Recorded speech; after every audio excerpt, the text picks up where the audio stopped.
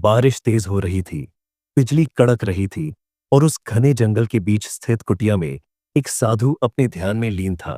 तभी बाहर से किसी की आवाज आई, बाबा, बचाइए।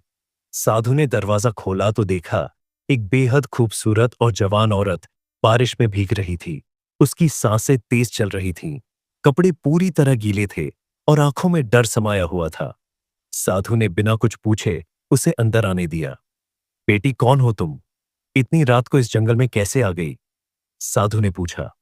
औरत कांपते हुए बोली, मेरा नाम सुहानी है।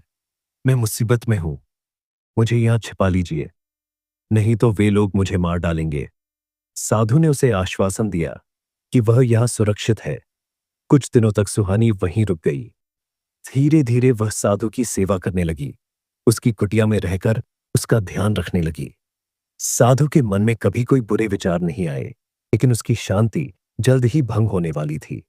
एक दिन जंगल का सबसे खतरनाक और विशाल जीव किंग कुटिया के पास आया। किंग और साधु के बीच गहरी मित्रता थी। जब उसने सुहानी को पहली बार देखा तो उसकी आंखों में एक अजीब सी चमक आ गई। बाबा, ये कौन है? किंग ने घुर्राते हुए पूछा। साधु ने बताया कि यह एक मजबूर औरत है जो यहां शरण लेने आई है। किंग की नजरें सुहानी पर टिक गईं। वह उसकी खूबसूरती से मंत्रमुग्ध हो गया था। वह साधु के पास झुका और धीमी आवाज में बोला, बाबा, हमें यह औरत चाहिए। साधु ने चौंक कर उसकी ओर देखा। यह क्या कह रहे हो कोंग? यह हमारी शरण में है। किंग ने मुस्कुराते हुए कहा, हम दोनों इसका आनंद ले सकते हैं। कोई क्या देख रहा है? साधु कुछ देर तक सोचता रहा, फिर उसकी आंखों में एक अलग सी चमक आ गई। उसने धीरे से सिर हिलाया और बोला, आज रात जब जंगल में अंधेरा होगा तब। शाम होते ही कुटिया के पास हलचल बढ़ गई। साधु ने सुहानी को बुलाया और कहा, बेटी, आज रात तू बाहर मत जाना, जंगल में खतरा है। सुहानी को कुछ अजीब लगा, लेकिन उसने सिर हिला दिया। रात घनी होती गई, चारों ओर सन्नाटा छा गया। तभी बाहर से भारी कदमों की आवाज आई। किंग कुटिया के पास आ चुका था, लेकिन तभी कुटिया के दरवाजे पर अचानक जोरदार धमाका हुआ। दरवाजा खुला और सुहानी के पीछे से एक छाया निकली, एक लंबा रहस्यमय आदमी जिसकी आंखों में आग जैसी चमक थी। किंग और साधु दोनों पीछे हट गए। उस आदमी ने गहरी आवाज में कहा, जिसका तुम शिकार समझ रहे थे वह शिकार नहीं, शिकारी है। और तभी सुहानी के चेहरे पर एक शैतानी मुस्कान आ गई। कुटिया के अंदर का माहौल अचानक बदल गया था।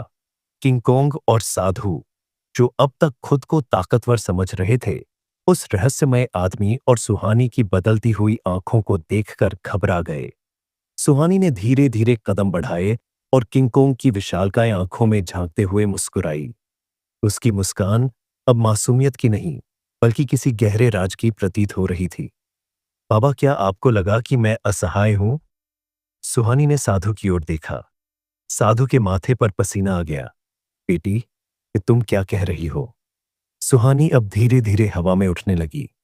उसकी आंखें चमकने लगीं और देखते ही देखते उसका पूरा शरीर एक अद्भुत शक्ति से घिर गया। मैं कोई साधारण औरत नहीं, मैं वह शक्ति हूं जो अंधकार में छुपकर राक्षसों का अंत करती है। रहस्यमय आदमी जो दरवाजे पर खड़ा था अब आगे बढ़ा और साधु की आंखों में झांकते हुए बोला, तुम सोच रहे थे कि तुम और किंग मिलकर इसका शिकार करोगे? असल में ये तुम्हारी परीक्षा थी। साधु कांपने लगा। कौन हो तुम? मैं वह हूं जो अंधकार में छुपे पापियों को सजा देने आता है। तुम्हारे अंदर की काली इच्छाओं को जगाने के लिए ही सुहानी को तुम्हारे पास भेजा गया था। इतना कहते ही रहस्यमय आदमी ने अपनी उंगली उठाई और साधु के ऊपर इशारा किया। अचानक साधु जमीन पर गिर पड़ा और उसके शरीर से काला धुआं निकलने लगा। किंग ने यह सब देखा तो गुस्से में दहाड़ा, तुम दोनों को कोई नहीं बचा सकता। उसने अपनी विशालकाय मुट्ठी उठाई और सुहानी की ओर झपटा, लेकिन जैसे ही उसने वार किया उसकी कलाई हवा में रुक गई। सुहानी ने सिर्फ अपनी एक नजर से किंग को जकड़ लिया। उसके शरीर से रोशनी निकली और किंग की ताकत धीरे धीरे खत्म होने लगी। आज के बाद कोई भी नारी को वस्तु समझने की भूल नहीं करेगा, सुहानी ने गरजते हुए कहा। किंग कोंग की आंखों से आंसू निकलने लगे। मुझे माफ कर दो, मुझे अपनी गलती का एहसास हो गया है। सुहानी ने एक पल सोचा और फिर कहा, तुम्हें सजा मिल चुकी है, अब जाओ और अपनी शक्ति का इस्तेमाल केवल अच्छाई के लिए करो। किंगकोंग ने सिर झुका दिया और जंगल की ओर चला गया। रहस्यमय आदमी ने साधु की ओर देखा, जो अब पूरी तरह अपनी शक्ति खो चुका था। यह जंगल अब सुरक्षित है, लेकिन याद रखो, जो भी स्त्रियों का अपमान करेगा, उसका अंत निश्चित है। सुहानी और रहस्यमय आदमी जंगल में गायब हो गए और इस तरह एक साजिश खत्म हुई। लेकिन जंगल में नए रहस्य जन्म लेने लगे। दोस्तों, बाकी कहानी जानेंगे अगले भाग में, तो चैनल को जल्दी से सब्सक्राइब कर ले।